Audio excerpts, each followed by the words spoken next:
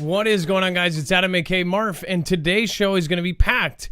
We called it, and again, not a pack on the back. It is going to be a big we told you so today, and I'm sorry for that. We'll be right back right after this.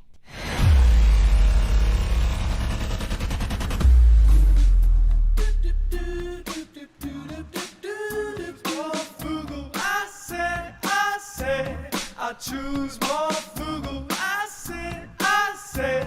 I choose Marfoogle. All right, what is going on, guys? It's Adam, aka Marf, and this is Marfoogle News. Today, we're going to go over a lot, but just a reminder, nothing in this show should be considered legal, medical, or financial advice. The views of the callers can differ considerably and do not necessarily reflect the opinions of myself, Dex, or anyone else on this show.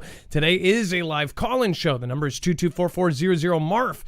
You should always do your own research and consult with professionals. The internet is full of fake news, so please take everything with a grain of salt. With that said, though, we make sure to back up everything we say with a bibliography. If you go to our website, marfooglenews.com, you will actually see today's thumbnail. We called it WW3. That's actually a video that we did before, just showing that, of course, we called that exact sentiment, and of course, it's popping up right now. But if you click on this, you will see that we have all of the links, every single article, every single picture, video, tweet that we show you here today.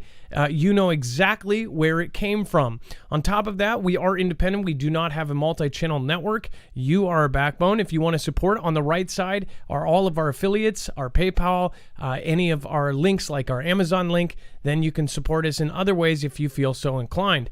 And then, of course, our web-only content. That is too hot for TV. We'll talk about that later. But, of course, that's the stuff that they don't allow on platforms. So we put it on our website. Let's bring in my co-host / internet brother, Dex. Will be on the phones at 224400-MARF. That's, again, 224400-6273. And it's also going to be scrolling down below. Dex, how are you doing today, and what's going on? Well, hello, Adam, and hello, Foogle fam. I'm doing just fine. So we have really a lot of things here. So let's get right into it. Now, this first one, of course, I actually saw some cell phone videos in an app called Citizen that were pretty amazing, actually. So let me shrink this just a little bit so everybody can see it. There we go. Doesn't look like it's going to load right, does it? There we go. 17 hurt in Los Angeles bomb removal truck blast after illegal fireworks and homemade explosives found in man's home. Again, we have seen a lot of states actually starting to permanently ban fireworks. There is a lot going on. It says a Los Angeles Police Department bomb disposal truck exploded Wednesday night after officers removed explosives from a home where earlier in that day they had seized thousands of pounds of illegal fireworks. The blast went off and left nearby cars flipped onto their sides and sent more than a dozen people to the hospital. At least 17 people, they say. And then, of course, 10 law enforcement personnel and 7 residents were hurt when the truck transporting the materials exploded at 6:40 p.m. So this was one hell of a bang. It says the bomb squad was called to remove about 40 Coca-Cola can-sized improvised explosive devices. LAPD Chief Michael Moore ended up saying, oh gosh, his name is actually Michael Moore. Wait, is that the same? Yeah, Michael Moore. None of the injuries are life-threatening. That is the good news out of this. And it says Moore said that the Arturo Sejas, 27, was arrested Wednesday and charged with possession of a destructive device. He added, after police got a tip about illegal fireworks at the man's house. One bad thing, though, is I'm sure in his court case, if he does, he's going to need one hell of a good lawyer. Even though it wasn't his fault once it left his possession, I'm sure that that's going to end up playing a part in his sentencing or his end, in his trial. By the way, everybody that has already popped in, Cop Trainer, thank you for following me over on Twitch. Lisa Marie S, again, thank you for being the last one out. And then Cynthia Lynn, I just want to say a huge thank you. During the shoutro of the last show, you dropped an Injet in D-Live. That is extremely appreciated. I cannot say thank you enough for stuff like that. That is the highest compliment you can bestow on somebody over on DLive. And you, of course, have already done that. I believe you're on our list of jet givers, and you did it again. So I just want to say a special thank you to Cynthia Lynn, and thank you for your support. You obviously, everybody knows it's just me and Dex and the mods. So again, thank you so much for supporting. Let's see here. I'm going to turn this off for a second, and we'll get back to that. We're probably going to do a survey a little bit later on that I'll need the chat there. But again, Morris fire officials decide to let the fire burn at an abandoned building, fearing more explosions of lithium batteries inside. So these were lithium batteries stored inside of this building that was on fire. And it says lithium batteries exploded loudly overnight inside a burning former paper mill in northern Illinois that officials had believed that was long abandoned. The fire officials have decided to let the blaze burn out because they are fearing that the trying to extinguish it could trigger more explosions. It says the fire that started in Morris Tuesday prompted city officials to order the evacuation of almost 4,000 people in some 950 nearby homes, a school, a church, and small businesses. It says on Wednesday, as thick black smoke continued to billow from the building, Police Chief Alicia Steffs said that the evacuation order would remain in place until at least 9 p.m., and might be extended. So lots of weird explosions. As the heat gets hotter, we're going to see a lot more of these weird kind of explosions, weird kind of things. I wonder, though, if something could be fit in here, and you could obviously do a lot of weird stuff, and then the news could report it as that as well. So I would have your head on a swivel for sure, definitely right now. And by the way, it's now almost 4th of July, so a lot of people are going to hear booms. A lot of people confuse fireworks for bang bangs. But one thing I would like to say is it's very easy to hide loud things. If someone hears big booms right now, I always thought that if any country was to invade us, I think it would be during like a 4th of July or something like that. If you think about it, it would be really smart. I mean, just strategically, nobody would move a muscle when they hear big booms. You wouldn't even think about it if there was, loud booms coming your way. You just think, oh, they're doing fireworks. And of course, you want to catch people by surprise. Speaking of surprise, we're going to talk about that here in a minute. Japanese deputy basically says that he's warning that Russia and China are working together, and he believes that they will do a harbor type attack on Hawaii. And again, I just can't say it's like, I'm the reason I'm pointing this out is there were people commenting like, oh yeah, like they would do that again. This is just preposterous. I mean, I got, however many comments, because for now, some even said, I said this years ago, but for the last 6 months, I've been talking about how Hawaii is very significant. Even back to in 2018, when they had the false missile alert. If you look at Guam and Hawaii and the different areas that are very important, Hawaii has very important bases there, of course. It has very important equipment there. It would be a major target. There are some major targets around the country. That is one of them. And I have said, I even did, if you look at today's thumbnail, this was streamed about almost 2 weeks ago.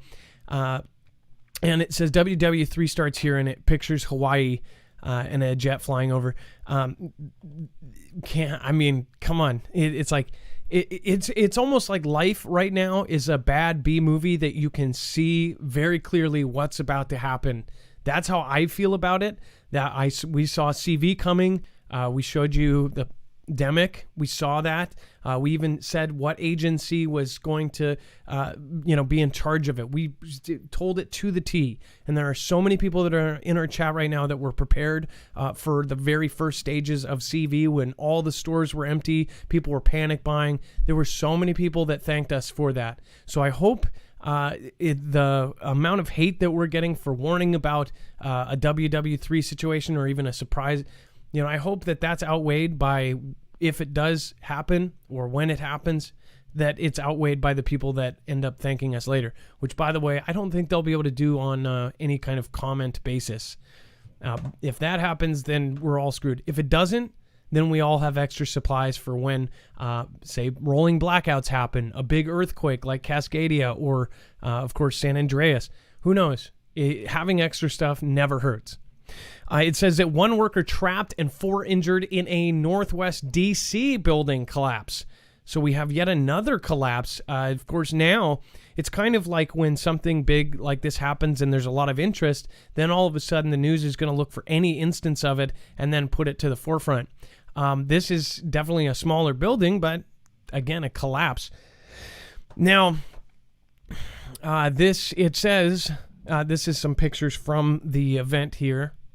And it looks like it was in, new construction. It says a rescue operation is underway in Northwest D.C. as a worker has been trapped in the full collapse of a building under construction Thursday afternoon, D.C. and EMS departments said. 4 workers were injured in the collapse of the building at about 3:30 p.m. in the 900 block of Kennedy Street, just south of Emory Heights Park, and have been taken to hospitals with injuries that Fire Chief John Donnelly called non-life-threatening. So the people that aren't trapped are actually non-life-threatening injured. So that's a good thing.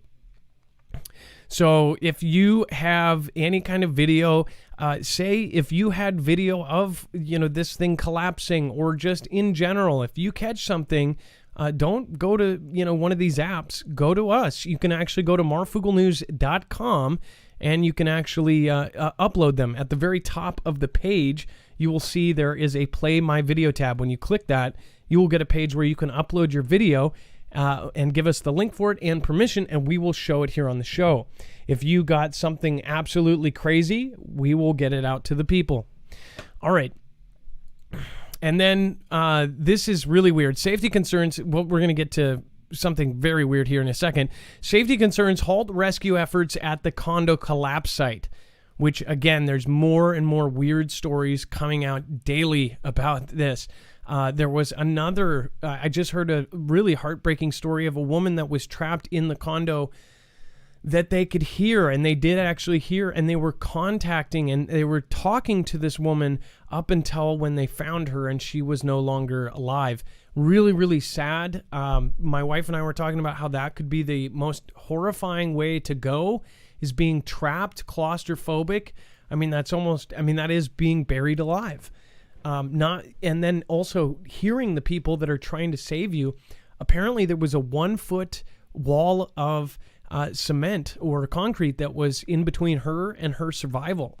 And it's like 1 foot of concrete was standing between her and a full life. That's horrifying. And I can't imagine. That's my worst nightmare. Drowning and being buried alive are most people's, worst nightmares, but definitely on my top 3. It says rescue efforts at the site of a partially collapsed Florida condominium building have been halted out of concern about the stability of the remaining structure. Officials say that crews noticed widening cracks and up to a foot of movement in a large column early Thursday. The stoppage that began shortly after 2 a.m. threatened to keep search teams off of the rubble pile for an unknown period of time and dim hopes for finding anyone alive in the debris a week after the tower came down. It says the rescue operations were called off on the same day that President JB and First Lady JB visited the devastated community. One thing I always notice is it's like anytime that there's some sort of horrible disaster, the president usually goes and visits. All of our previous presidents, like when Katrina happened, at some point they go and they stand there and they say, "I feel your pain." One thing that annoys me is about how fake most of that is. It's like they don't really feel the pain, and half of the time you look back and you look at the stuff that they financially did for the community or the steps that they took to actually help, didn't even crack a chestnut. So it's all just for appearances and to say that they went. Yet they still, they just now are going down to the border to figure that situation out. It's kind of stupid. There's priorities are a little bit messed up right now, in my opinion, but again, that's opinion. And then here's a very weird part.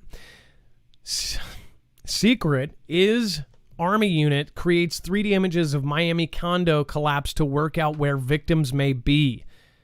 Again, I don't know how they were like, hey, let's get this team in there. But the Israeli army is actually involved in the cleanup and the search effort of this thing. It says that the military has created 3D images of the Miami condo and then collapsed them to help rescuers identify where victims and even survivors might be. They were developed by Unit 9900, a secret element of the Defense Forces that gathers geographical data from satellites and planes. A team of rescuers from the Army are on the scene of the tragedy at Champlain Towers, south in Surfside, Florida, where 147 people are still missing. It says, based on what the rescuers are finding, including artifacts and what we gather from the families, the unit created the 3D modeling that is very accurate, said Captain Yuri Josep, 36, a reserves civilian population officer in, of course, comments of the New York Post. So this is some of the images posted. It says, has created a 3D map of the destruction here. When you look at it, it's just like it turned into nothing. It's absolutely insane. I mean, how does that much mass just dissolve? This is pretty just, insane. I guess this is after it's covered up. They've put this just in case that other part collapses. And remember the remaining structure and the other one. Look at that. Something is weird about these pictures. Oh, I guess they covered up the windows on those. But these are some of the images used or made by this unit. I wonder what this unit does with 3D modeling. Right? Obviously, they're doing something, right? I mean, if they could do this, they must be doing it for other tactics as well, not just recovery. Is this, I mean, like, rescue. It almost seems like some Mission Impossible stuff. How, in some of the video games where you have a tool that can map it out and you see through the walls or something. Yeah, I wonder what a secretive military unit would use this for. If you have any ideas, put it in the chat. Speaking of chat, I'm going to pop over and say hi. Thank you, everybody over on DLive. T-Town Russian Girl says, Marf is the best stream. Hey, thank you. I appreciate that. And then T-Town Russian Girl, again, thank you for that. El Luna 3377, thank you for driving in a Ninja Genie. I appreciate that.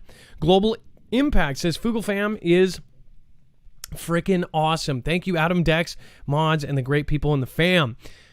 I really appreciate that, and I'm sure the Foogle fam does as well. Sandra Mack, and of course we have Michelle K, Heartbroken Survivor. Thank you for being here, and it looks like Miss Jammer just gifted you a badge.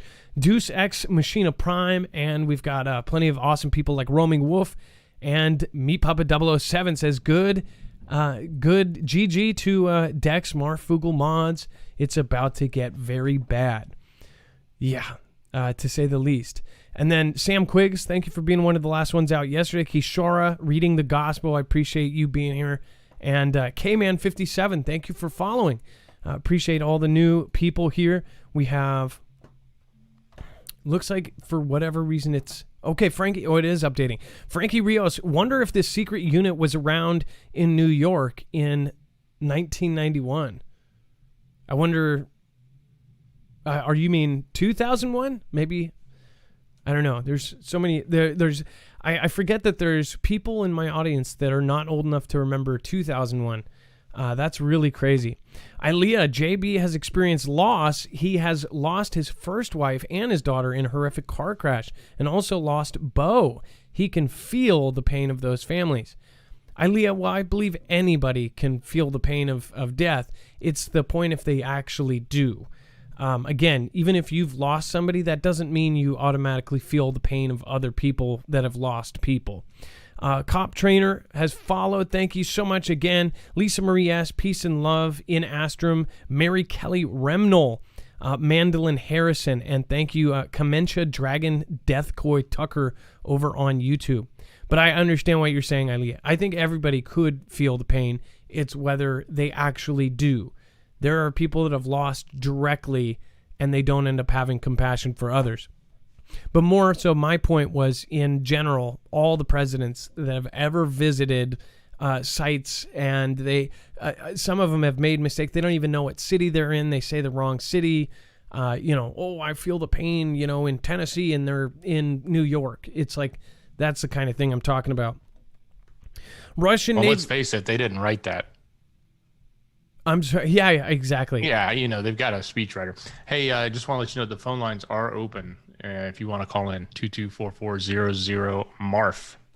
And before we cover this, Russian Navy conducts live fire exercise in Black Sea as Ukraine NATO drill. I want to remind everyone that there is the Mission America sale right now.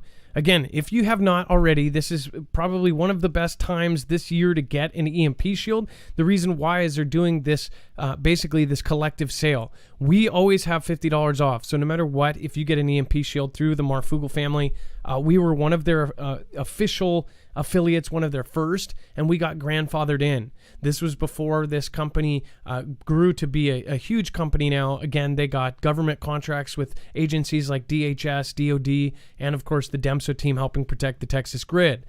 EMP is obviously something that not a lot of people know about. My audience knows really well about it because we've been following it. We've been following the EMP task force by the Pentagon. Anybody that has not done this yet, I think should. If you can. If you have a house, a generator, a boat, a solar system, then you should protect it. This can protect against all three phases of an EMP, E1, E2, and E3.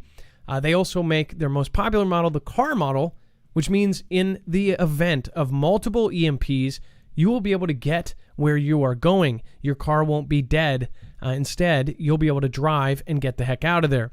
This is including, there's a device for motorcycles. Again, go to marfooglenews.com/EMP. The Mission America sale is not only our $50 off, but it can be $30 or more additional to every device. Again, that can even compound, and it can go up depending on which devices you get. So you can get a savings of $80 or more on multiple devices, at least, if you go over there and check it out right now. Again, that also protects you against CMEs, a coronal mass ejection, solar flares, up to 228,000 amps. Again, marfooglenews.com/EMP. Thank you. Part of that goes to support the channel, and you get a huge discount. I see that as a win-win. I hope people eventually will, hopefully some people will be saying thanks for letting them know about that. But again, thank you. Dex, we'll have the phones. The phones are open now, 224400-MARF. It looks like Dex is just now starting to take calls. If you want to call in, you can call in on anything. If it's Florida or if it's about what's going on with NATO, we'll go into it, and we'll probably go back to the phones right after this article. So again, that number is 2244-006273. If you haven't called before and you're afraid, it's just like calling your friend. So come on in and call. Russian Navy conducts live fire exercise in Black Sea as Ukraine NATO drill. It says that Russian warships have carried out a live fire training exercise in the Black Sea. Again, in the Black Sea Fleet said on Thursday, as Ukraine and NATO countries held military drills in the same wider area. The Sea Breeze drills, led by Ukraine and the United States, follow a spike in tensions between NATO and Moscow after Russia last week said it had fired warning shots and dropped booms in the path of a British warship to expel it from its territorial waters near Crimea. Remember, they're of course, they argue if that's Russia's waters or if that's of course, Ukraine's waters. London said that it did not recognize Moscow's account of the incident near the peninsula. Again, this is which Russia annexed from Ukraine in 2014. Moscow had called for the Sea Breeze exercise to be canceled before it began, and the Russian Defense Ministry has said it will react to safeguard national security if necessary. One thing that we don't know is if they are ever really that serious about, being afraid of us doing a drill. One thing I would say is that they are saying that they don't want this to happen at all. It's kind of sounds like what, NK would say, But this is Russia saying, cancel this, don't do this, otherwise we're going to be extremely pissed. They also said if the HMS or any of the Royal Navy ships came back to that same area, that they would take them out, that they would actually destroy them, and it would be, a start of an act of war. And NATO basically said the next day, okay, well, we're going to do drills exactly right there. So that's what's going on right there. We're about to talk about it here in a second, that we're going to talk about all of our allies and how they are preparing and what they are doing, which, again, a lot of my audience and everybody that is in this kind of field, everybody's very paranoid about, about fake news, or they don't know what's right because we've been lied to so much. What I go off of is not only what I know, but also about, how many different military members we have in our groups, and them all telling us the same things and what they're preparing for. They know what is up. I firmly believe, I don't feel bad. I used to be afraid to tell people that I believe we will go in and see a WW3 because I hated the comments saying fearmonger, this and that. I didn't want to be the end of the world guy, the end is near. And again, I'm not. I don't think it will be the end of the world. In fact, I think it will be something that a lot of people in the United States, if it's not a ground invasion, it will be just like anything else, and they'll watch it on TV and it will be somewhere else. But a lot of people think that this next one will not be somewhere else. It won't be in Afghanistan. It won't be one of those. It will be at your front doorstep, or it will be at their front doorstep. So again, we don't know. People think that we won't have another world conflict. Right now is probably, and this sounds bad, but it's the best time for one. Right now, everything is torn apart from whatever the hell this CV thing was. Whether it was on purpose or whether it was on accident, seems like a lot of places are weakened. A lot of places are divided. And it seems like people were implanted to divide and conquer. You have leaders, famous leaders, all saying that the United States is Rome, including the leader of ex-leader of the country that's helping with the 3D pictures there. Why would they call us Rome? That's a good question. I really want to say thank you to Allow the Magic One on DLive. Thank you. You went over to PayPal and said, thank you for all you do to keep us aware and prepared. How do I have a video to you or get a video that isn't space related? With love and gratitude, stay safe, y'all. Thank you, Allow the Magic on DLive. I really appreciate you. And again, go to that Play My Video. How do you keep us aware and prepared? How do I get a video to you that isn't space related? Just send it to Play My Video, or send us an email, Dex or Adam at Marfoogle News. Blue Homemade Heaven, thank you so much. I appreciate you going over there as well during the show. And again, thank you for thinking about that. David War Turtle, thank you for your support. You can always write a comment there. Carol Jane, thank you for subscribing. ZXRB Vertex YouTube just subscribed. Hey, thank you and welcome to the Foogle fam. Frankie Rios again, I appreciate that. And then Jessica Lomas, Ron Venturi, thank you for subscribing as we speak. Okay, so I've got to update this. Dex, is the phone, are the phones operational right now? Do we have Joe? Is that right? Joseph. Yeah, we have Joseph on the line right now. I'll get him on. Okay. Well, you do that. I will say thank you, David Warturtle, Linda Robertson. I really do appreciate your support there. It looks like it took a second to upload that. And Frankie Rios, the NIST report is going to read Office Fire. Hey, what's going on, Joseph? You are live on Marfoogle News.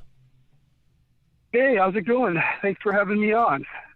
Calling here from Spokane, Washington. Wanted to say hello and had a question and kind of wanted to tell a story that I've been trying to get out and see what you thought about it. Something that I had gone through when I was 16 years old. Okay. Are you interested? Yeah, let's go. Let's do it. Well, it's come really into these thoughts of almost recently. when everything has to do with unidentified objects, extraterrestrials, UFOs, abductions. Well, I have kind of a similar experience that happened to me when I was 16 years old. I lived in San Diego, California, in a 2-story house. I lived up on the 2nd floor. One night I was up late as a kid and I was getting ready to go to school the next day, so I went to bed and I turned off the lights. And as I turned off the lights, we had in this upstairs room, there was like 3 windows, a 2-story house. And my room was upstairs. Facing east, I saw something kind of hovering outside my window. And it had a tire attached to it, like a landing tire of some kind, and a red light underneath it. I didn't know what it was, so I turned on the lights really quick, and I went out to the window to see what it was. At the time, I had no reference point other than I was 16 years old, so I had no reference point. At the time, I was reading Terminator comics, and it reminded me of an HK. And at that time, I thought I saw a UFO. It wasn't later that I had realized during the last, still ongoing war we had, but when it had started, that what I saw resembled the same drones that were bombing people in larger size outside my window. It wasn't about maybe a year later that I had abduction experiences, and I'm not sure what I saw was something that I wasn't supposed to see. I'm hearing stories of false alien abductions that are used to scare people or discredit them. I'm not sure what I went through, but it felt like that. And that's basically the end of my story. Now, I know that drones and remote control airplanes have been used for a while, but I mean, this looked almost exactly like the same stuff except smaller. Now, can you remind me what year this was again? Or do you know? It's like 1988. Yeah, so that's way before. I mean, even the kind of hobby RC planes were super expensive and very rare. I mean, you had to be a rich person to get into that hobby back then, or at least that's what I thought when I was a kid. Yeah. No, I honestly, we've heard so many since we started doing our Freaky Fridays or Unidentified Fridays that we took a lot of calls on this. We have had so many emails of so many people that I think there's so many people that have had weird experiences like this that are afraid to talk about them because they're afraid of being judged. They're afraid of being called crazy. And now that the military is talking about it, that media is talking about it, everybody is kind of opening up about it. And it's just weird that everybody, all of a sudden, it's like a global change. And now people are okay with it. And you can say it without, too many people batting an eye. Well, this is the thing. If there are aliens, in my opinion, then if they're friendly, why don't they just come out or make themselves known and be friendly, right? Like, if they're clandestine and trying to keep things secret, you can make all sorts of excuses about it. But then again, they're the ones in control if they exist. They are the deep state, right? Like, they're the ones dictating whatever if they exist. I'm not saying they do. And I don't even know if my experience was real or induced or just coincidental. That's another thing. You never know. It could. The human brain is a very strange thing, especially in children. You never know if something wasn't put there, and it's a real memory to you, but could be some sort of phenomena. Indeed. And then I had a question for you too. Go ahead. Do you think at this point that maybe the powers that be have had some way to weaponize the weather? That's not even a question. That's a fact. So, I mean, I've shown, we've linked it on the show before. There were documents and an agreement between countries that basically said earthquakes, weather, tornadoes, hurricanes, everything could be controlled, because they said they would not use it as a WMD, because they couldn't control the outcome of it. So since they couldn't harness exactly where it was going to go or how to stop it, they said they made an agreement back in the 70s, I believe, that they would never do it only because there was no stopping it or there was no controlling it fully. But they said basically that they both agreed. So that means they could do it. They just couldn't control it back in the 70s. So I know it's a fact. It was an actual document that went over that. It even mentioned earthquakes. So that says to me that they have the power to do pretty much anything. And I'm sure we will find that out eventually. And of course, some of it's already on government websites.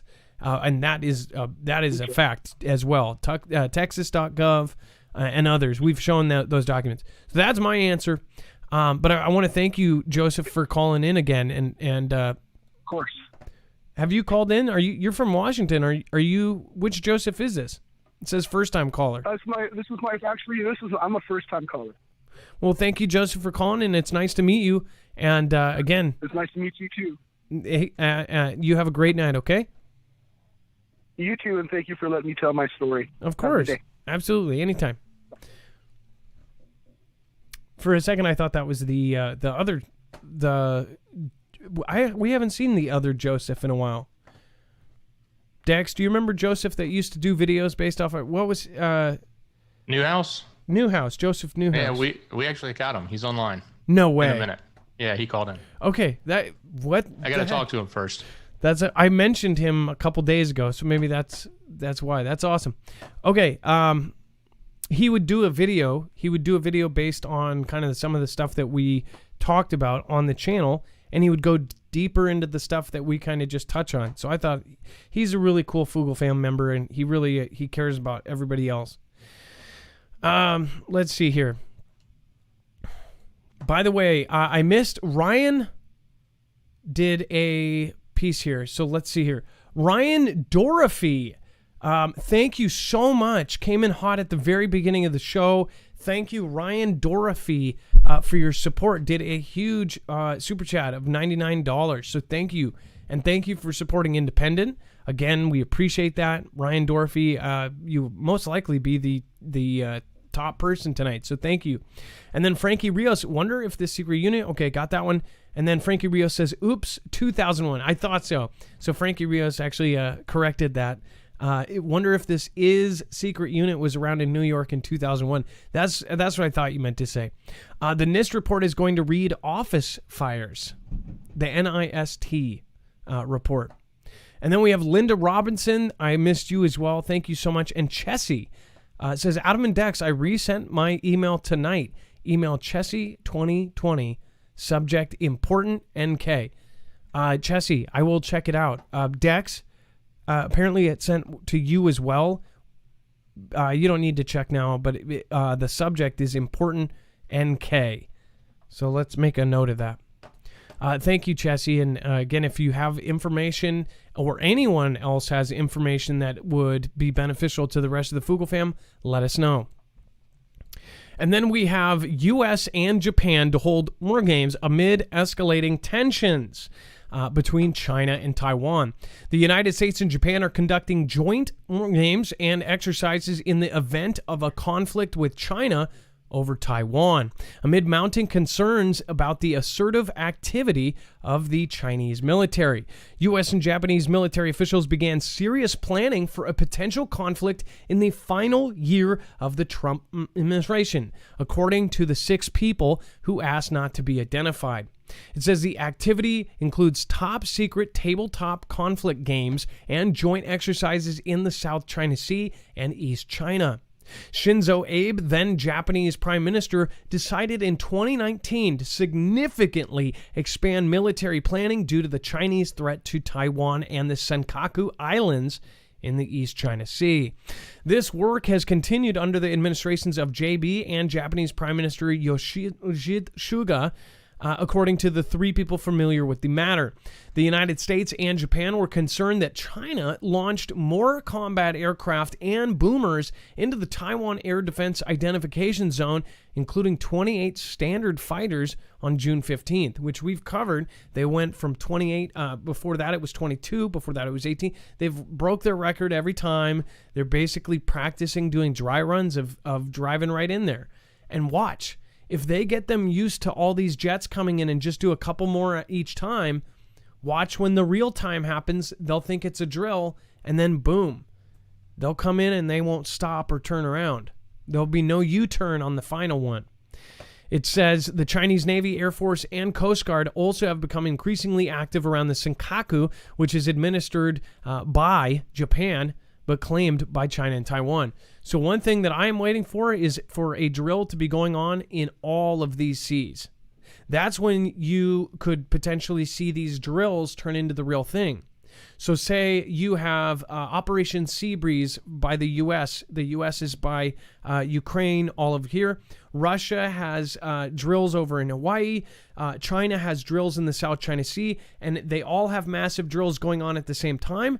That very well could, right there, actually tell civilians that, hey, it's actually about to go down in the next 24 hours. And I mean when all of them are doing drills.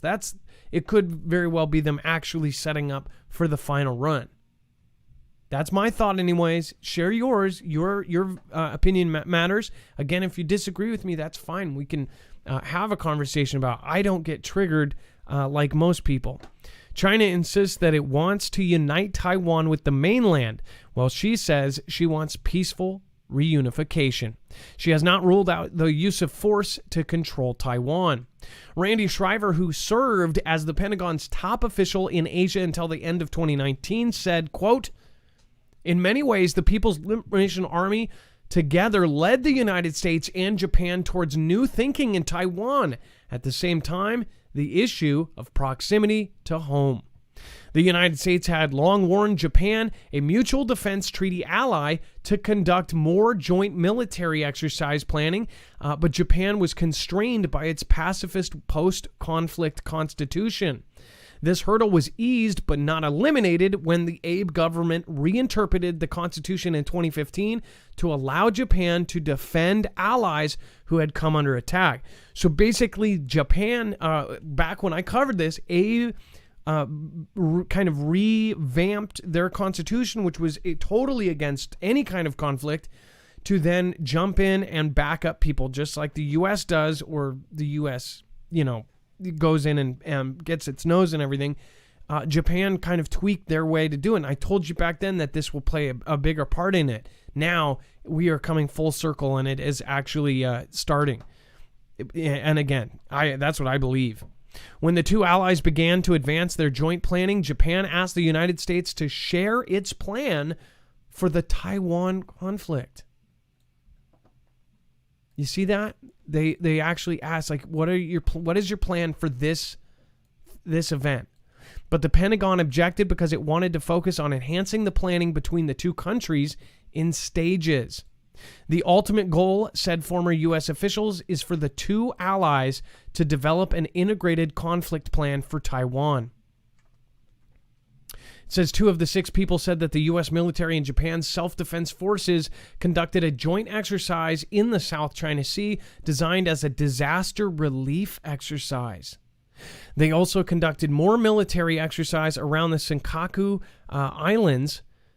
The Senkaku River, which also helps prepare for any conflict with China over Taiwan, which is only 350 kilometers west of the islands. It says, quote, "Some of the activities we are training on are highly interchangeable," Shriver said, adding that exercises such as amphibious landing in a disaster relief scenario would be directly applicable to any conflict over the Senkaku or Taiwan Strait. Do you see that? Dex, I don't know if you caught that.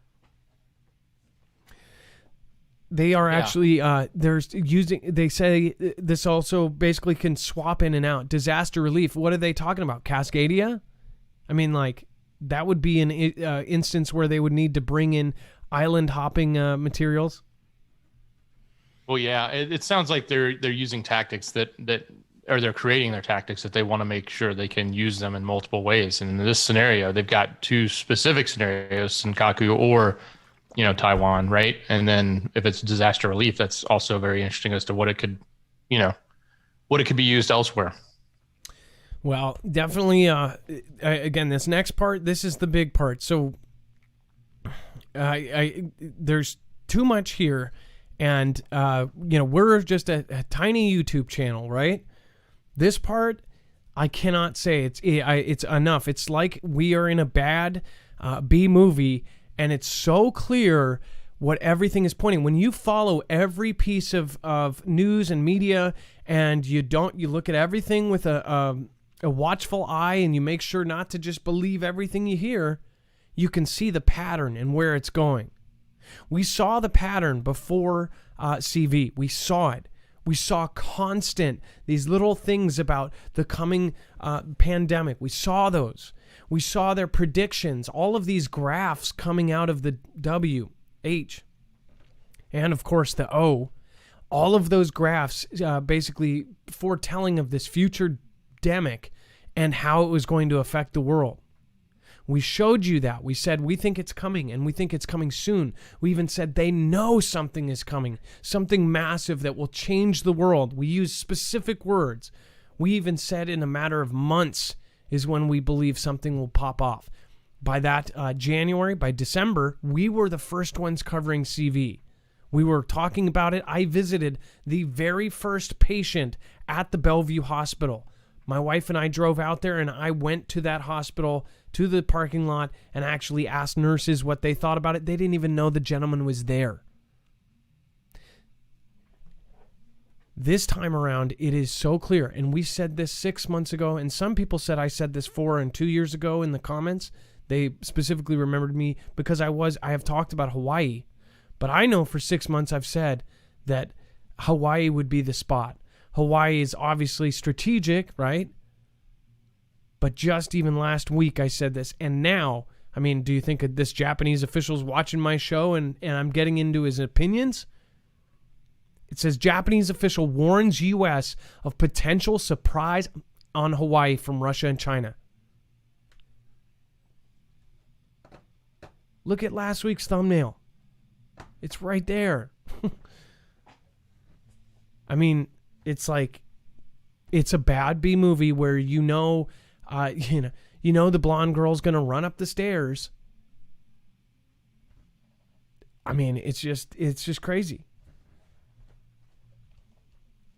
It says Russia and China are coordinating military exercises to threaten not only Taiwan, but also Hawaii, according to a senior Japanese defense official who warned the United States to beware of a harbor-style surprise attack. Let me just highlight that part. We have to show the deterrence toward China, and not just China, but also the Russians, because, as I told you, that they are doing the exercises together. Japanese Deputy Yoshihide Nakayama told the Hudson Institute this week. Taiwan's vulnerability to an invasion from mainland China has become a preoccupation of the Indo-Pacific strategists in recent months, as Chinese forces escalate their military drills around the island, always breaking records. They have actually recreated an entire Cap Atoll area of Taiwan in China that they are practicing on how to take over, which I'm pretty sure they're done practicing. Nakayama, who has been unusually frank about the need for democratic nations to ensure Taiwan's survival, implied that Russia and China are working as allies preparing for a major conflict.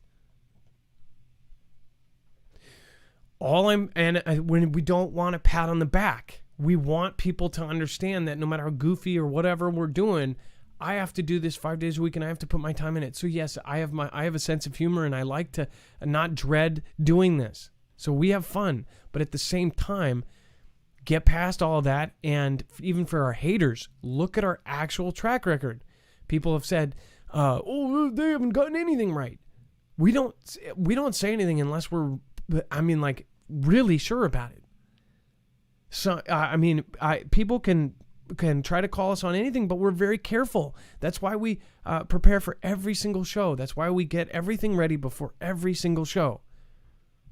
That's why we give you the links and the bibliography of every single source that we have, because we don't want to say something unless it's true. We don't just say a date like, a lot of people say by June 1st or blah, blah, blah, that this is going to happen. We don't do that.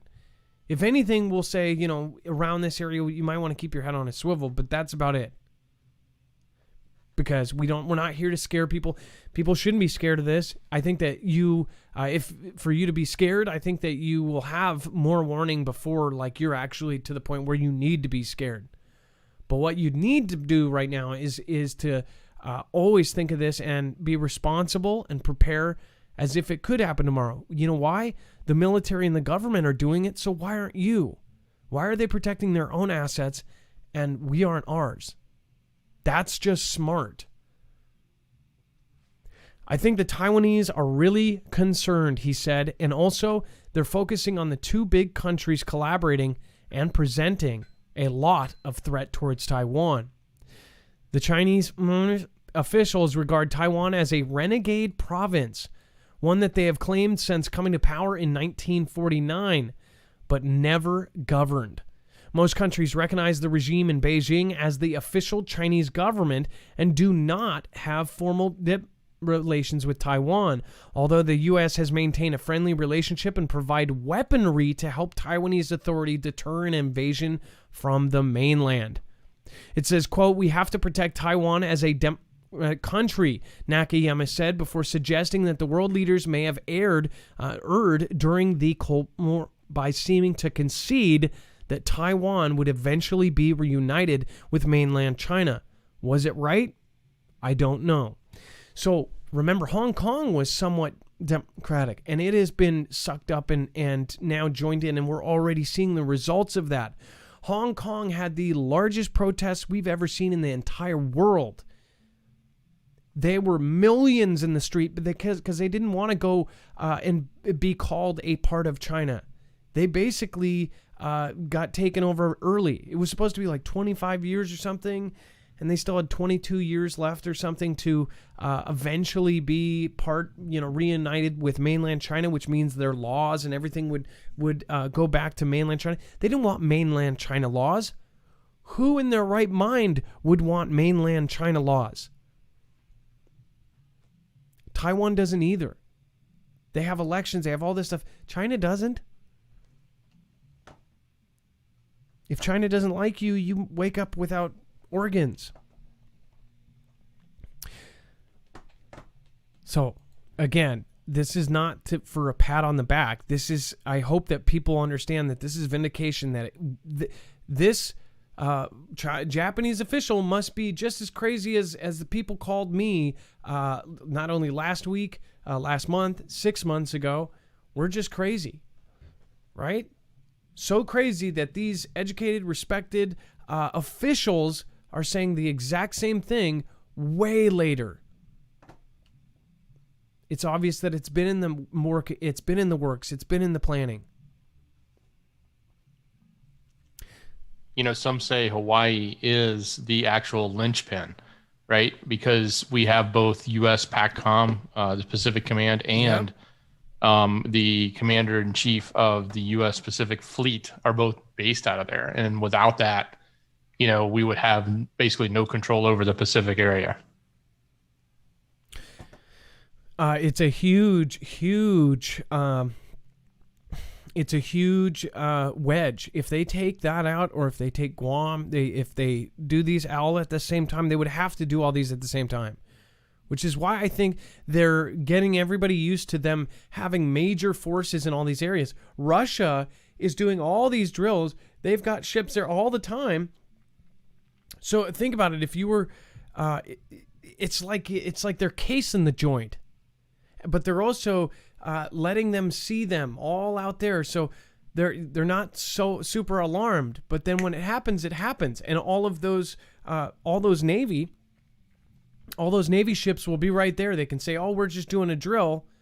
They're on alert, but they're not on super high alert. And then all of a sudden, something happens.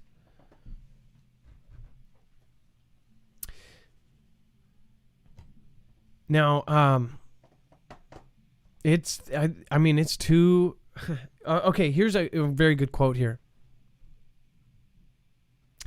I actually should leave this whole part in.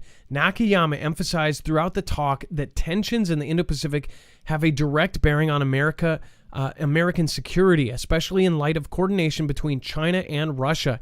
He drove home the point by raising the specter of the Japanese on Pearl Harbor, which provoked the U.S. military intervention in the Second War.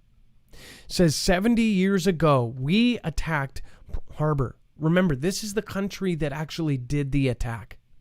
This is the country who committed that very attack that they are saying that they see the signs of that country doing it. They know what the signs look like. They were the ones who attacked us. But now the U.S. and Japan are very good allies, one of the best allies all over the world, he said, noting that Russia is conducting naval drills in the Pacific this week. I don't want to remind us of the attack 70 years ago, but we have to be careful of exercising of the Russians. They are taking place off the western side of that, Honolulu, in Hawaii. Russian officials described their missile and artillery firings in the Pacific as an equipment check. In the course of practical measures, the warships jointly repelled a notional enemy's air attack, the Russian Pacific Fleet's press office said Wednesday per state media. The exercise was intended to check the reliable operation of shipborne weapons in a hot climate. Right? So they'd say, well, we have to actually try it there where we will be doing it because of the climate. Because we don't want it to, we don't want the bang bang to jam when we're in the actual situation, which they are preparing for. I already feel the hate from some people just like, fearmonger. Wake up.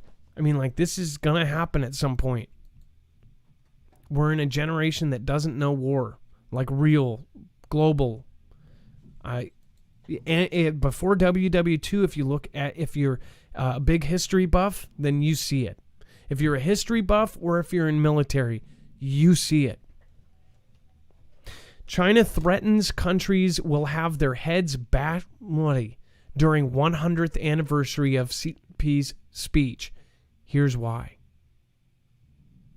Now remember, Xi, he believes in the heavenly mandate, and the heavenly mandate, the culture of his people, the word is on the street in WeChat and Weibo, is that he's lost that. And they even believe that because of some of the stuff is kind of superstitious, like their floods that they've been having, all this weird, weather-related stuff, which, by the way, some people think that it's going back and forth, that there is an actual conflict already happening, but it's on stuff that nobody can be blamed for. Say 121-degree weather in BC or 118-degree weather in Seattle, which is never, ever, ever happened in the world. Well, during this era. And the word on the street is that he has lost the heavenly mandate. And they believe that because of all the natural disasters, they think he shouldn't be leader, which he has made himself leader for the rest of his life. He is trying to leave a legacy. He is trying to leave out of this world being the most powerful man in the world. He has told friends and staff that. He has also told his military, prepare for conflict. He has. They've also their own media basically told military to write home and basically make sure to be close with family as much as possible right now, because very soon you won't be here. SGT Peterson, thank you. Frankie714, thank you. Johnny Fry Guy, keep up the great work. Marf Dex Mods, thank you. Defrustrated Harpa is full-blown happening, Marv. And then Tracy, looks like, let's see here. I don't want to say that wrong here. Tracy89 says Red Dawn. Heartbroken Survivor, Angela1609, Jem, That Chowky Gal, Watchwolf, DFW Jackie, thank you. Frontman 242, thank you for following. JRT 4852914. Island by the Sea, thank you. Susan Loves Huskies, I appreciate you. Nice to see you again tonight. Scooby Doo Do Right and Samyo, appreciate all of you. Griffle, Lisa K23, thank you for your support tonight. Multiple diamonds over there on D Live. Running with Scissors, nice to see you. OG, Global Impact again, thank you for the Ninja Genie, appreciate that. What do you think? Put it in the chat. 1, do you think that we will eventually go to conflict with China? Or 2, do you think that there will never be a conflict between the U.S. and China? 1 or 2? Simple answers. And I'll turn on the chat here.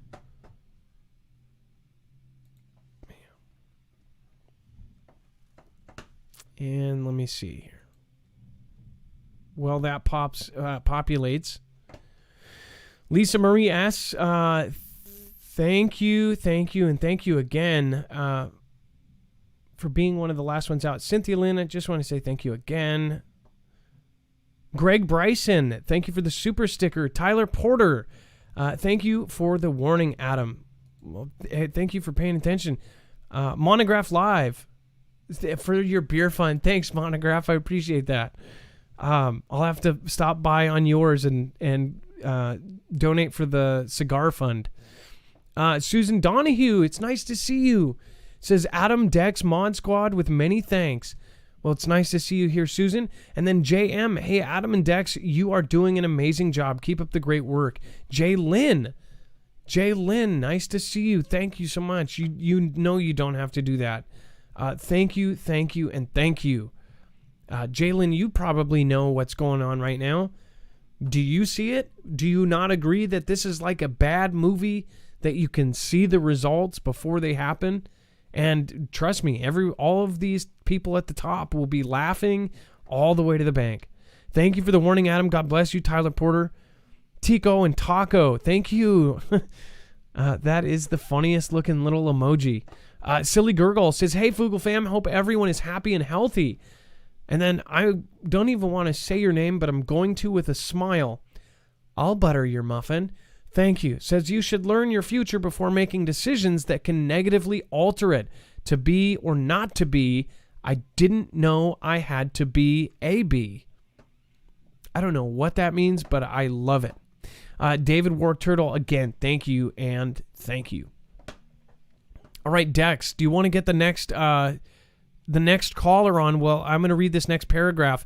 As China celebrated the 100th anniversary of the founding of its ruling CCP on Thursday, Chairman Xi Jinping vowed that China will not be bullied by foreign powers and that those who attempt it will have their heads bashed bloody. The Chinese people have never been bullied, oppressed, or enslaved by the peoples of other countries, Xi said, according to remarks translated by the Washington Post. At the same time, the CCP will never allow any foreign forces to bully, oppress, or enslave us. Anyone who dares try to do so will have their heads mashed in bloody against a great wall of steel forged by over 1.4 billion Chinese people. Them there are fighting words. All right, we have our next caller. What is going on? Major Lee Stoned. Major Lee, what is going on? Hey, Adam, how you doing, brother? Good. So you want to talk about the second global conflict and UFOs and a documentary here, which I'll pull up the. I will pull up the link. So what's going on? Sure. So just real quick, just to throw it out there, it was about a week or two ago. You were talking about how all these UFOs they only started appearing. People started seeing them immediately after the second global conflict, right? So of course, being around nuclear areas, people naturally kind of gravitated towards maybe that's why they're there or they're here, right? They were drawn in. Oh, we're nuclear powered now. We're dangerous. This, that, the other. But I would toss out something else that I don't think very many people have put together, anyways, is now personally, I'm of the belief that the aliens are like fallen angels, demons, something of that nature, and that's my personal belief. And along with that, there's something else, some other monumental event that took place at the end of that second global conflict. It wasn't just the nuclear, booms. There was a specific nation was reborn that hadn't existed in like 2,000 years. Kind of came back together and became a nation again. And talking about wait. Text, Atlantis or something? Wait. Say that again. No. There was a nation at the end of the second global conflict. A nation was reborn that hadn't existed in 2,000 years. It was wiped out by the Romans around the year 70 AD. Is. Oh, right? That's right. Okay. Oh, gotcha. And in biblical text, that is essentially the countdown timer to the end. Is that nation being reborn? It kind of starts there. And then this timer, this countdown is hit. And here we are. And that's when those things started showing up. So if you're of the inclination that those could be more fallen angels or something of that sort, and not, extraterrestrials per se, it makes sense that they would show up at the start of that countdown. Well, they would also go against all physics because they're a being. If you think about it, when you look up at the sky, most UFOs that people see are objects that are moving. They're bright, glowing white things, right? What if those are angels Yep. in this just glowing bright orb floating around, and we see them and think, oh, UFOs, and our small human brains just don't comprehend that those could be angels coming in and out of existence. Very interesting thought. Absolutely. Or, Satan appears as an angel of light, for example. Also, if you look back and compare encounters with these things, or abductions or whatever, possessions even, channeling or whatever, and you compare those experiences to thousands of years worth of demon possessions, there's a lot of and demon attacks. There's a lot of really crazy similarities. They just kind of line up just a little too perfectly.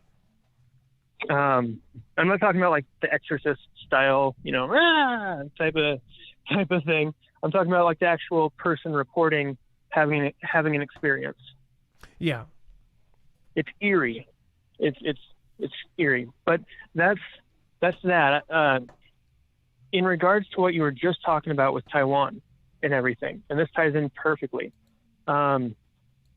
This documentary is called Better Left Unsaid, and I won't even talk too much about it because I know it's kind of a bipartisan audience, and it would be best if I think people would get more out of it if they just went and watched it.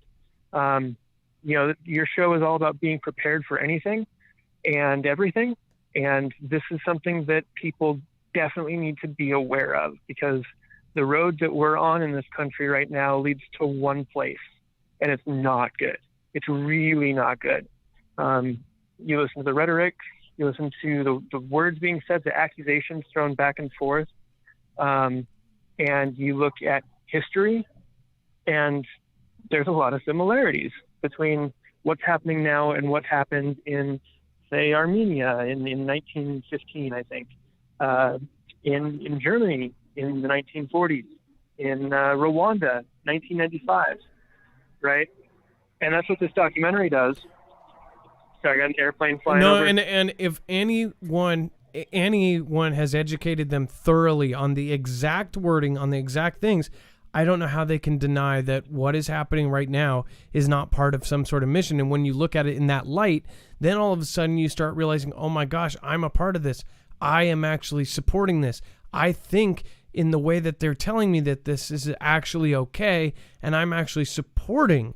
I am pushing these same things, but don't realize that it's actually part of a huge operation, and people are laughing at me. Absolutely.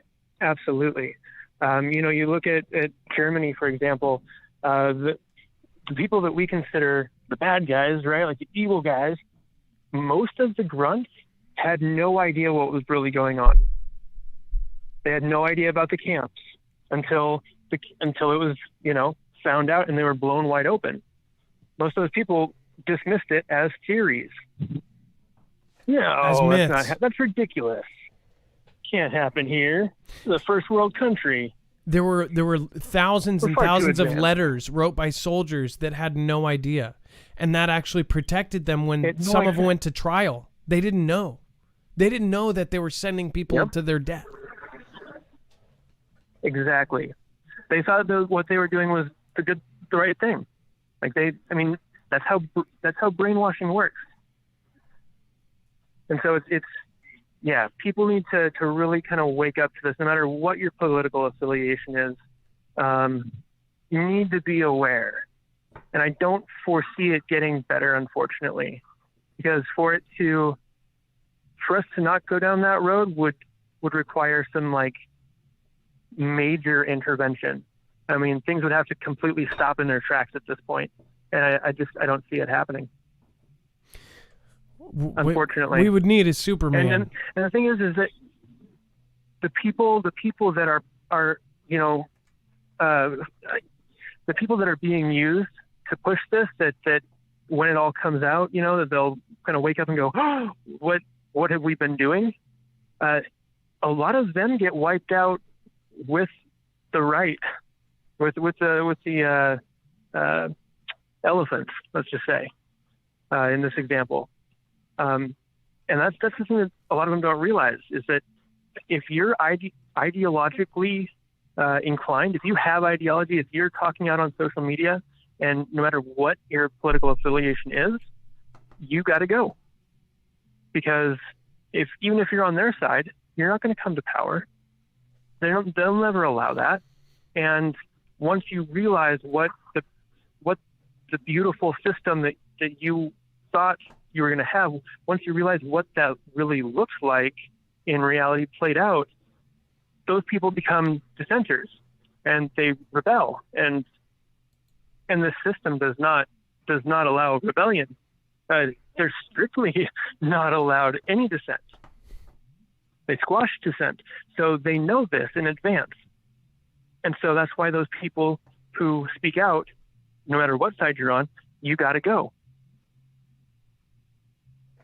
So I tell people on social media, it's like, you seem to be really excited to be digging my grave, but you're so excited that you're not seeing that it's big enough for both of us, because you're going to be following me in there. Yeah, it's like they don't realize that you're setting up a future where when all of a sudden that spinner, like the Wheel of Fortune, when it clicks, and then it all of a sudden something you believe in is right there. Well, you can't say it. And in fact, you tried to say it. Yep. It's deleted. You went over to another platform. It's deleted. Oh, and then you're deleted. And then all of a sudden you can't reach anyone by any public means. There are some people that were extremely powerful, and you won't see them on any social media. And social media is how the world works. And imagine that in what we called a free country. A free country. That was a word that was used to describe this.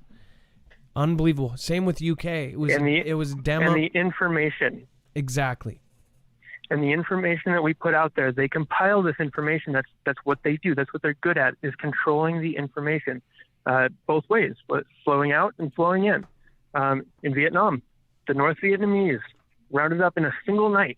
They rounded up something like 3,000 or 5,000 in that ballpark, South Vietnamese who were sympathetic to the Americans and American ideology. And they were specific. They went house to house, skipped this house because they knew that person was, on their side or whatever. So they knew who they were targeting, and they, with precision, scooped up about 5,000 people, took them out into a field, and took care of them. And even our government were baffled. They had no idea. How could they have done this in a matter of a few hours? Because it was literally a few hours. and done this. It was because they had these information networks set up. They had their lists. They made lists of people that come purge time, this person's got to go. Well, you know that. And so you listen to you and Pompeo I talking about have a double grave digged. A double grave dug for us. Absolutely. Yep. So some just things to be aware of, and I didn't mention these to Dex, but there's a couple of, like, if people want to understand really get an understanding of what we're talking about here. There's I know that you've mentioned it before, but Yuri Bezmenov. Yep. That interview on YouTube. It's called "Deception Was My Job," and he gives a firsthand account of because he was on that side, and he defected in like the 1970s, I believe. Now, what's interesting is the guy that was interviewing him. That's G. Edward Griffin, the author of The Creature from Jekyll Island, which is about our, reserve, our money printers. So this guy's like keyed in. He knows what he's talking about. He also did another discussion, a deep discussion in 1969, and it's on YouTube. It's called "More Deadly Than Conflict," right? That W word. And between those two discussions, the full interview of Yuri Bezmenov and the "More Deadly Than That," between those two, I mean, your mind is going to be blown. And you'll see in 1969, where he goes through and uses their documents, their publications, to explain exactly what this ideology, this mission is about, and what they're doing. Do you think it's it talks about strange that the Spanish flu was related to WW1 and the first conflict? I don't think that's covered in these, though. But yes. There's so many weird things that are happening right now, and nobody sees it. Nope. And back in 1929, they were talking about, because we had an American Communist Party. Like, they were a political party of the U.S. in the U.S. Back as far as back as 1929, they were talking about starting a color conflict, an internal conflict between groups of people in the U.S. because that was a weak point in our social fabric. And by pushing and pushing and pushing just ever so slightly, eventually that would tear and grow, right? But they knew that wasn't going to be enough to take things over, so they would need to pivot that into a class battle, right? Poor versus rich, the oppressed versus the oppressors. And you look at Germany, they did that backwards. They started with the class and then went to the, types of people or nationalities, so to speak. It's the same. I mean, it's the same playbook. It's the same thing over and over and over again. That's why I said anybody that knows the actual history, and if you're a history buff or a military member, then you most likely know what's going on. Major Lee. Yep. Major Lee, I appreciate you. Yeah, we are way over time. I know it. Calling in. No, and everybody enjoyed it. So thank you so much. Excellent call. I can't wait for your next. Don't be a stranger. Again, come up with some more nuggets of awesomeness and call back in, okay? All right, will do, man. God bless. God bless the Fugo fan. All right. Major Lee, have a great night. Be safe. Be prepared. And Marf out. All the links for these will be on marfooglenews.com. So if you want to go get or watch that documentary, or if you want to actually access that, you can go to marfooglenews.com and you will be able to access that. Live callers are updated as we are on the show. If you're watching the replay, I want to thank you and give this opportunity to ask if you found any value in today's show. If you can, press the like button and possibly comment below what you think about some of these subjects. The comments especially, and those likes or even dislikes help our engagement. So I would highly appreciate it. Nobody actually does. I am so surprised by the amount of people who will watch this far through and do not press that like button or dislike. I'm very blown away that it's so easy to do. And especially on a touch screen. It's like, touch. All you have to do is touch it. Touch me. Touch the screen.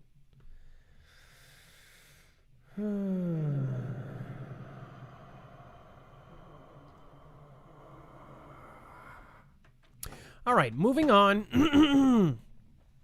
Dutch rebuke low-flying Russian jets in Black Sea as mock attacks. They're practicing all over the world. This is not just outside of Hawaii. The Netherlands slammed mock attacks by Russian jets on a Dutch warship in the Black Sea as aggressive and irresponsible on Tuesday. Dex, I'm going to bring you in for these ones because you're pretty much done on the phone as far as getting them on. Yeah, this is crazy. So, right, this is the same area that the HMS had the problems, the same area where we're doing our drills now with NATO, I should say, is doing the drills with a lot of countries in combination with the Ukraine, right? And now here we have these fighter jets doing these very low flybys and we're trying to write it off as a drill. And you can see, obviously, the Netherlands is extremely upset because they're saying this is not how you're supposed to operate that. Like, you can't do that. Yeah, you do that with your own ships. You practice on your own ships. You don't practice with someone who's not your ally. That's kind of how it usually goes, right? This is showing you, like, everywhere around the world, all of these militaries are prepping, and some of them, like the Netherlands, are even getting caught off guard. They're even surprised. They're like, "What is going on here? Are we about to go to fisticuffs here?" People don't want this to be true. They want. I see the comment. "Oh, you're just doing this for views and clicks." We get the same amount of views and clicks on this channel almost every show. I mean, it varies by about 10,000 people, but anywhere from 50 to 70,000 people watch this show by the next day. And then it falls off because nobody watches current news from 3 days ago. So it doesn't matter to us. What I will say, though, is it's like that's a defense. You want to tell yourself that this is all not happening, but the more you dig, I promise you, the more you will find that this is actually happening. It's how much time you actually spend on this. And that's why some people, I don't have time for your show. That I totally understand. People don't have 2 hours. But what are you actually spending that time on? If you're not spending it knowing what's going on, then most likely you've probably filled your day with a lot of stuff that either work, kids, everything else. I get it. But if you don't put in side time or try to put in an extra half an hour a day trying to learn some of this stuff, you're going to be caught, and you're going to be caught with your pants down. China building more than 100 nuclear missile silos. By the way, the caller before, I don't know if anybody caught it, said nuclear, which everybody got in my case so bad. I could not say that word. Now, oh man, I just ruined it. I might go revert. Nuclear.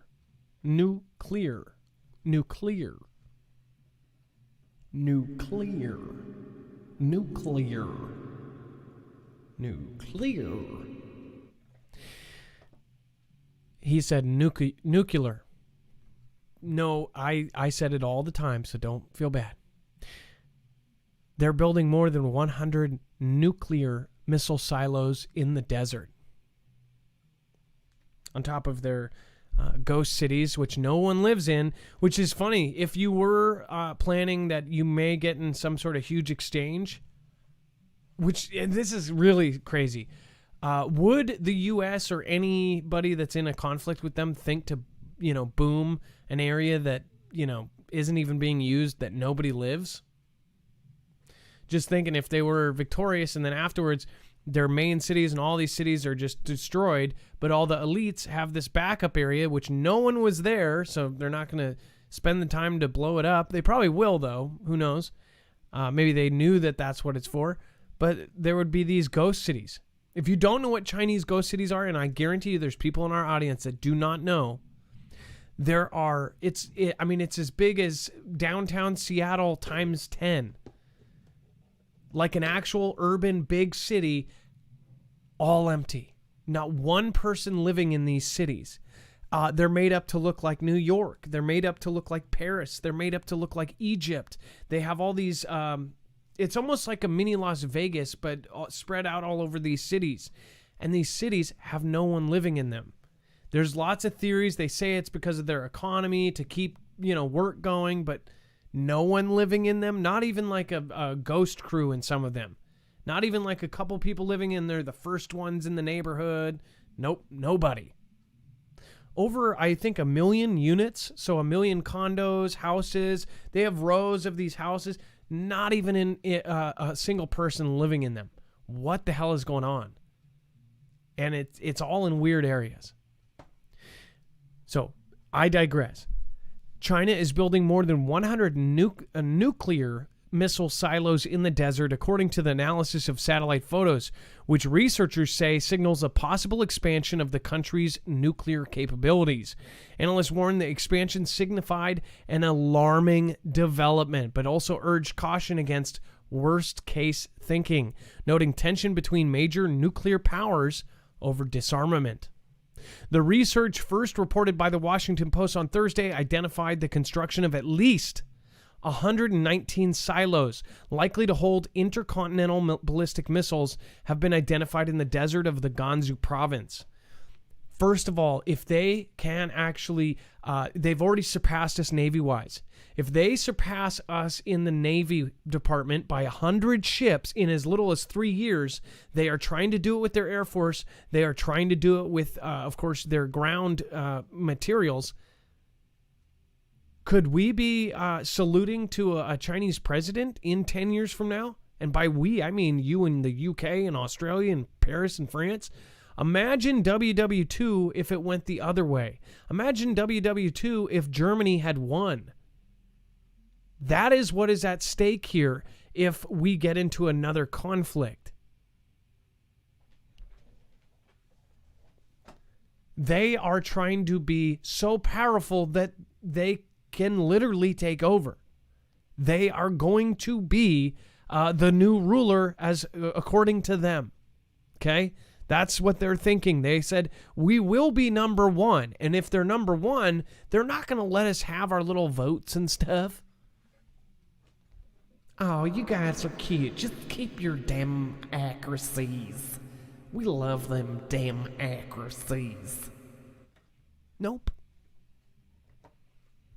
It will be like Hong Kong, where, oh, you had some freedoms. Psych.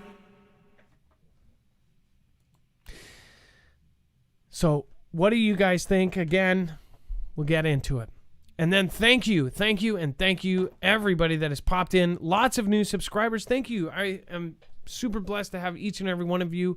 Again, lots of new people for whatever reason. I really do appreciate you. Thank you for sharing this out on your Facebook or wherever else that you are. I appreciate all of you. And then Mary Wood, thank you for subscribing. I appreciate you. Carol Jane, and then Zippy Moon says, D-Live has been janky the past few days. Gotta send love to you all, though. Zippy Moons, I really appreciate that. I cannot say enough thank yous. Again, Susan, Donna, Hugh, I hope you're still around and hanging out. Thank you so much for being here. Hashtag Team Humanity. Just so you know, even if you're not here, I always fit a shout out in. Thank you so much for your support of the channel. Thank you everybody that has made this the cause they support. Crystal Bean, thank you for subscribing. As always, if you subscribe during the show, I see it live and I will shout you out. I will shout you out right now. Okay. And even if it's a replay and I'm not actually live, I will find you and I will shout you out. But don't subscribe right now so I have to say your name.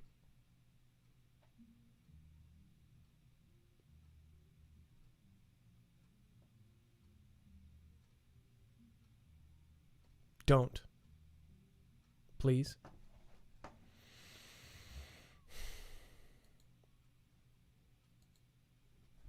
If you haven't checked out NordVPN, please go over and do so. The reason why is we actually do believe that you should protect yourself against this after, of course, all of the cyber events of the last year.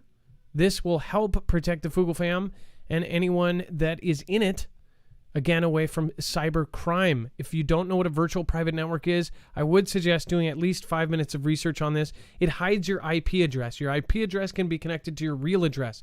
But not only that, you're being data logged by countries, by companies, by everybody else. This can prevent that actually relating directly back to you, especially if you're going to do some, stuff that obviously right now is banned. You should probably have a VPN. But also, this works for up to 6 devices, so that can be mix and matched. You can use it on your computer, you can use it on your laptop, your tablet, all sorts of things. But if you have kids, have your kids have that on their cell phone, so then, again, they're not being data logged and looked at and whatever else. It helps as well if you're using Wi-Fi in public. If you have a laptop or a MacBook or something like that and you're using, Starbucks Wi-Fi, you should have a virtual private network on. It also unlocks geographical locked content on sites like Netflix and Hulu. See, Netflix actually shows different movies to France than it does to New York, than it does to Ireland. So you can put yourself in that country and actually watch different movies. So say the hottest movie in Ireland is different than the hottest movie in the US. Pretty cool stuff, and it's very affordable, and it helps your favorite channel, and you get a huge discount. I really do see it as a win-win. If you don't support us, support your favorite YouTuber. This is the YouTube, this is the ecosystem. This is how it works. We are supported by our affiliates, and our affiliates, hopefully if you're a good YouTuber, you pick an affiliate you believe in and that you believe will help people, and one that you actually use. So thank you, everybody that understands the ecosystem. If you're somebody who doesn't, and doesn't get why we have to do ads like this, then please figure it out, because we do a 2-hour show in less than about 10 minutes of ads. So thank you, and God bless you for just supporting us in general. Likes and shares and everything else, everybody says that, but it really freaking matters, and you don't realize how powerful your like, your comment, and your share to some random platform where we might find a new viewer. So thank you, and God bless you. Rip Curl Readiness, thank you for subscribing. I appreciate that. And then Kat Tinsley, thank you as well for subscribing. I got you. See, I got you. All right. Dex, let's get our next caller Hey, Adam, on. did you see that jet that came in? No, I did not. But I see Gone Girl. Gone Girl just drove in with Crazy Ninja Guinea says, gotta go all. I'm on my trike. I pulled over. Love you all in the wind forever. Gone Girl, I love you. You're awesome. Foogle fam strong together. Always love the fam. And then Car Show says that. Thank you. Gone Girl, I know you're always busy, but I hope you do get to watch the previous hour or two, because there's a lot of really important stuff on this one. And Cynthia Lynn, you absolute mad woman, thank you so much. Says, God bless the entire Foogle fam. Get your prepping supplies early. And E-Deck. Thanks, Marf and Dex, and both Mrs. Mods too. So, a lot of people are not getting the E-Deck, and I don't understand why. E-Deck is the bags that we have worked with, and basically E-Deck protects you from all prying of any digital kind remotely. You put your phone in the bag, and it goes offline. So thank you, Cynthia Lynn. I appreciate it. I'm glad somebody is getting use out of those. They are so absolutely amazing. Everywhere we go, we stick our cell phone or our laptops or anything in there, and then nobody can hack it. Nobody can track it. That's the big thing. Because guess what? Geofence warrants, look it up. They will affect you at some point. Just watch. You'll be at a 7-Eleven and then go home 2 days later. Popos will be at your door and they'll say, you're accused of murder. What? Because they found your cell phone signature at the same place where they found a dead body. Isn't that a wild thought? But yet you, the only thing you left with was a Slurpee. If you don't understand what I'm talking about, you will soon. Go check out eDeck. Again, since she mentioned it. Boom. eDeck bags. marfugglenews.com/eDeck. Thank you. All right, last story here. Skyborg AI computer brain successfully flew a General Atomics Avenger drone. Dex, this is really quite disturbing. And again, this is actually called Skyborg. Absolutely. You know, we've talked about the Skyborg system before. We've said it exists, it's there, and now here we are seeing the first autonomous flights of that platform. Now, Skyborg is actual. There's AI that's kicking in. There's Skynet, not to be confused with Skynet. Did you know that Skynet is real? It's part of the whole system that is part of the Internet of Things. There is a real Skynet. So we have Skyborg, Skynet, and all of these other things that are kicking in. AI is actually what, say, Elon Musk says is more of a fear in his mind than WW3, and that's coming from somebody who's incredibly connected, is basically contracted with every part of the military and government, between Tesla doing power grids and battery backups, from SpaceX doing space launches, from Neuralink doing computer interfaces to defeat AI. I mean, we're talking about somebody who is extremely in the know, saying that that's one of his big fears. I think that AI and all of this is just a stupid thing to do as humans. It's like, why would you play with fire like that? What do you think? Give me your opinion down below. Leave a comment. What do you think about this? It says the Air Force's Skyborg continues to be integrated into more aircraft, signaling that a variety of aircraft could someday be flown by the AI system. We've already seen the first Predator drone, or something like a Predator drone, actually take out a person on accident. It identified them and took them out, and it got the wrong person. Imagine that happening. Well, it already did. It says the Air Force Research Laboratory, or the AFRL, has announced that its Skyborg Autonomy Core System, or ACS, successfully completed a flight aboard a General Atomics Avenger unmanned vehicle at Edwards Air Force Base. The Skyborg ACS is a hardware and software suite that acts as the brain of an autonomous aircraft equipped with the system. The tests add more aircraft to the list of platforms Skyborg has successfully flown on, bringing the Air Force closer to a future in which airmen fly alongside AI-controlled, loyal wingmen. This is straight out of Call of Duty, where I don't even know what game this is out of, but in the games and the sci-fi, it was like, say a lone pilot could fly in with 6 of these things by its side, and it could look ahead. It could send a scout and then send a Predator behind it to blow things up, and it's controlling everything autonomously from the cockpit. We're going to have robots fighting robots, and when our robots suck worse than their robots, that's when the actual their robots get closer and take us out. Our defenses and our offenses are going to be robotics. This is insanity. Kishara says VA is emailing pushing Delta VX for passports. I know, it's crazy. That Chowky Gal Angela 1609 Stratosphere. What do you think about this story? Hopkinson, I appreciate you. All right, and then, this is just creepy. I don't like it. I don't think a lot of people like this. Let's get the next caller on. We have Joseph Newhouse, The Assumed Foundations of Reality and Polar Security. We've got a link here and a video that goes along with it. Joseph Newhouse, you're live on Marfoogle News. Hey, Adam, how you feeling, brother? I am good. How are you doing? Doing pretty all right. So, Dex got set up with these 2 links. So we're going to talk about the foundations of reality. And this is so, in the scientific world, there's apparently these 2 views, one from, you could say, Einstein, and the other from relating more to like Nikola Tesla. So everyone, there's this atomism. is Joseph. And this is just basically what I go over in the video. It says atomism is a natural philosophy proposing that the physical world is composed of fundamental indivisible components known as atoms. And so that relates to special relativity. And then, so then I also go over the aether theories. And so this is kind of what Nikolai Tesla used in, I understand he used in what, his scientific experiments or, whatever.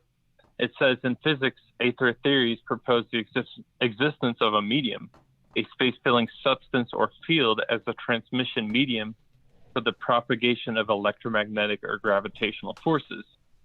Since the development of special relativity, theories using a substantial aether fell out of use in modern physics and are now replaced by more abstract models. So I basically go over that, and I also mentioned the article that you talked about yesterday with the polar security. I thought it kind of was interesting because in both of these models, atomism, of course, being what, mainstream science, you could say, uses, right? But they both have the Earth with this magnetic field, the torus field. And so with the aurora borealis relating to, the center of the field. And so I thought it was interesting that about this polar security. And so the reason I was making this video is because I found a Wikipedia article about a white hole. So usually we talk about black holes and, what they say about black holes and all this. And so there's just a Wikipedia article that says, and this is in general relativity, a white hole is a hypothetical region of space-time and singularity that cannot be entered from the outside, although light can escape from it. And it says, in a sense, it's the reverse of a black hole. And so I thought that was something that's kind of interesting. And I didn't mention this to Dex, but there is another video that I didn't create, but I just reshared this clip of this Hebrew scholar, and he's been to seminary and whatever, but he's talking about the Nephilim and the underworld. So, and he's talking about what it actually, the Hebrew translation of Deuteronomy 32:8. So like the KJV would say, when the Most High divided the nations their inheritance, when he separated the sons of Adam, he set the bounds of the people according to their number of the children of Israel.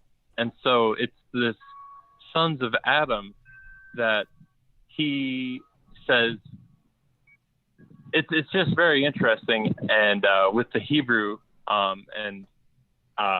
that's basically what I called in about. Well, Joseph, it's always nice that you have these reference videos so people that are interested can actually go over. I showed both videos, which, by the way, did YouTube take some people? I thought you were at about 4K. It looks like you're almost at 3, or am I wrong? Yeah, I got up to like 3.02 or something like that, and then it's just like slowly it goes down, So don't. So I think I'm at like 2.8 or something right now. But don't feel bad about that. If it's a bigger, it's a bigger feeling when it's smaller. But just so you know, we lose about 1,000 subs a day, every single day for 365 days. So we have to make more. I'm not kidding. I have stats to back it up. But you have to make more than what they take. And what they take is anybody that hasn't watched you in like 3-4 weeks or whatever. So again, they do it on a smaller scale when you're smaller, but they do it bigger when you're bigger. At least they do for certain niches. But I hope that everybody fixes that and gets you back up to 3, 4, 5,000.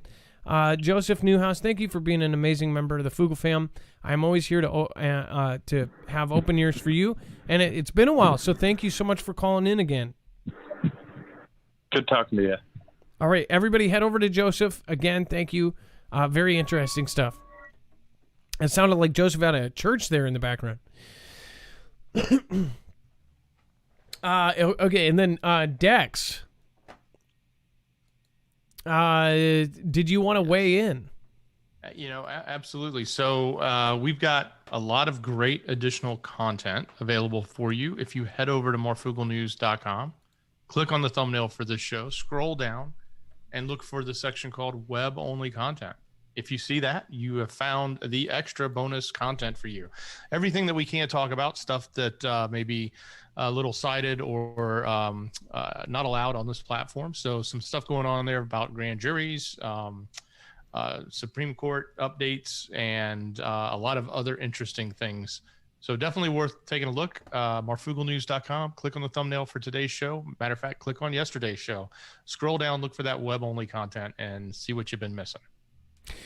There's a lot of great stuff there. Make sure to check that out. The caller info is actually down below that. The documentaries that he was talking about are both right there.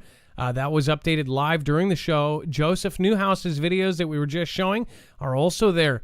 So anything that we show you here can be accessed at marfooglenews.com. If you do not go to there for the web-only content, then you are missing vital information. We are able to share it there, and that's why we want more people to share the website as well. It's a great source of knowledge. Just make sure to let them know how to do it. All right, and then thank you, everyone, for supporting tonight.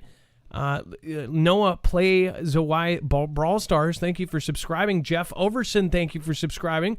Lots of new subscribers during the show. I really do appreciate you. I believe that each one of those screen names are a person, and I really, really feel blessed to have you, and thank every one of you.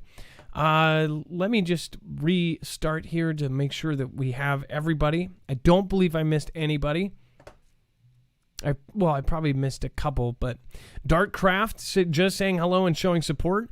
And David Blackwell, thank you so much for the super sticker. And Stephen McMahon, the elite will all win no matter what country issued them a passport. Let's see here. I'm missing something there. Says that elite will win no matter what country issued them a passport. They planned, executed, and profited by WW1 and WW2. That is correct.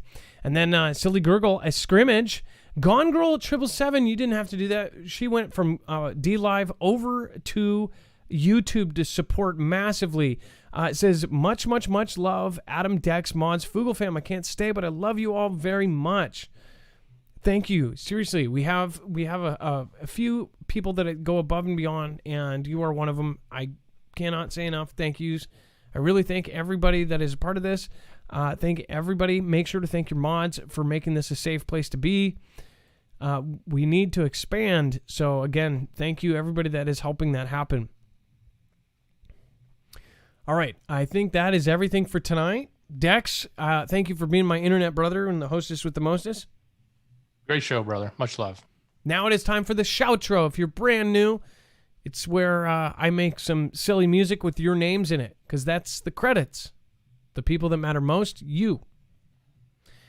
Dex, who are the top three over on D-Live? I know that on YouTube it's Gone Girl 777. It is Susan Donahue, and it is definitely Ryan Dorothy.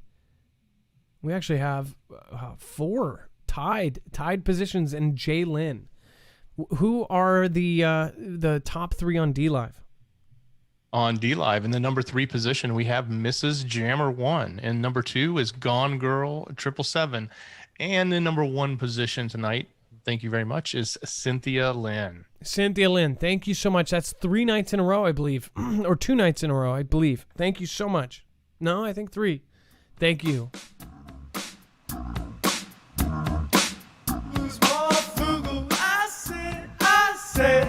I choose Marfoogle. I said, I choose Marfoogle.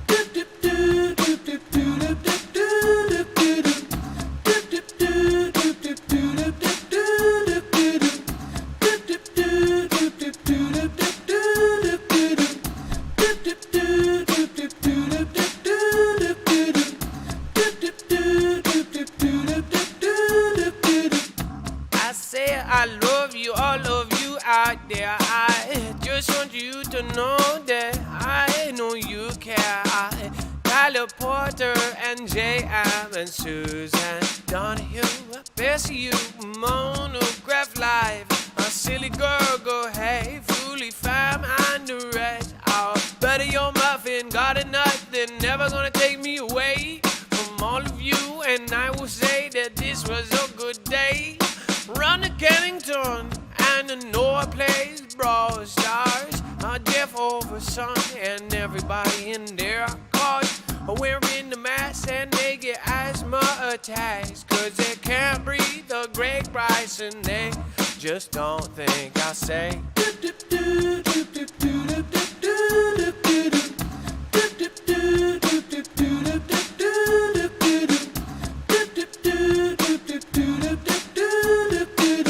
I'm running with scissors, I see you, I know that you guys support and you love the show. And if you do a virtual and I see the on back one and we all gonna be, I said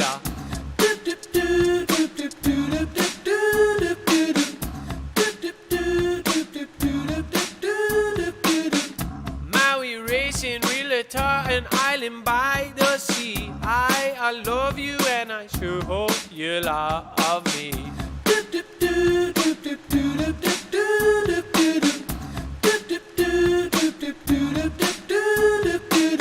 A guacaholic and a CJ Blaze. I said JoJo 1, 2, 3 and everybody new age.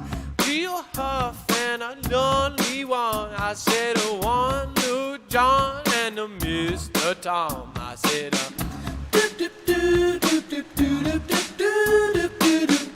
Hey Ben, you're saying thanks for being nice tonight. And the mighty Tord and Stephen Ross giving up the fight. I got the Lace Cloud and the Vivian Elm. Marfoogle, I said, I choose Marfoogle. I said, I choose Marfoogle. I got that deep state of mind, a gentle Moss and a Juicy by my side. Susan Big and Holiday Kisser, Rizza, I would never miss ya. Oh wait, just kidding, I didn't mean that constructive line.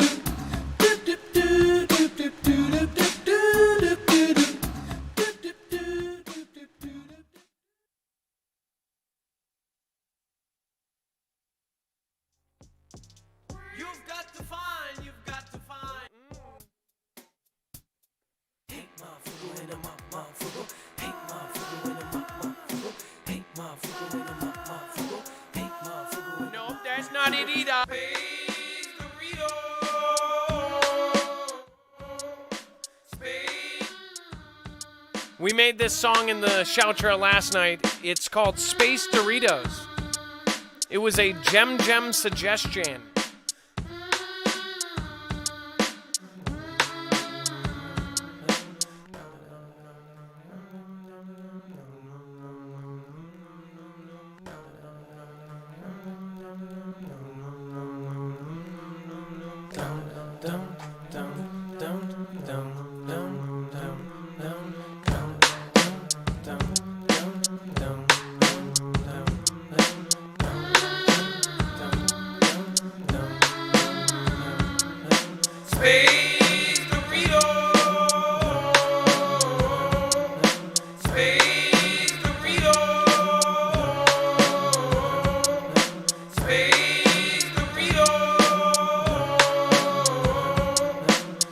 Ganga 777 and the Carlos Gonzalez. I say I walk on the sea and I might be lost. I got the Lisbow and the Jam, a Julie C and the SR and the Mr. M. I got the read and the bar and the beat. Hit fit bit the TPT. I see I Linda Kais. Bring it with the jazz, naughty gypsy and that big old eye. What that were you about to say? I say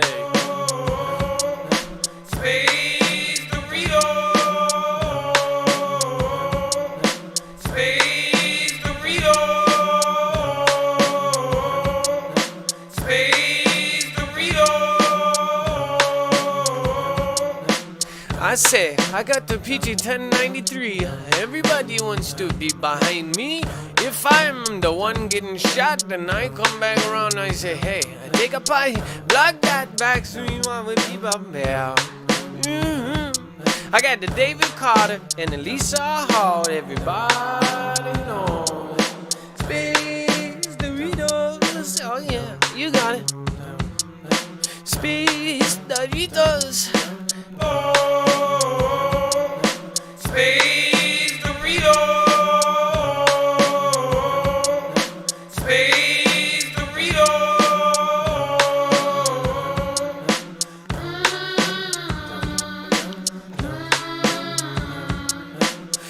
I've got Cindy and Lisa R. Hall, Chance Paladin and Construction Soul. I've got Darkcraft and Recalcitrant. I've got Wen Wilson and my aunt. All in the audience saying, when will it actually happen? Space Doritos. Space Doritos. Oh, what a wonderful shot. Like a holic, a quackaholic, that is. Space Doritos. Space Doritos. All right. So that was last night's example. We took 2 words. Now, give me 2 more words. Give me 2 words and we'll make a song out of those 2 words. Live. It might not be good, but it will be live. Space Doritos. Thank you, Rhonda Kennington, for subscribing live. Space Doritos. Floppy wheels, peanut butter, funky chicken, D-Live, D-Love. I like it. We should make a D-Live song. D-Live, D-Love. Aunt Gertrude. All right, let's take one out. Let's see. Let's see here.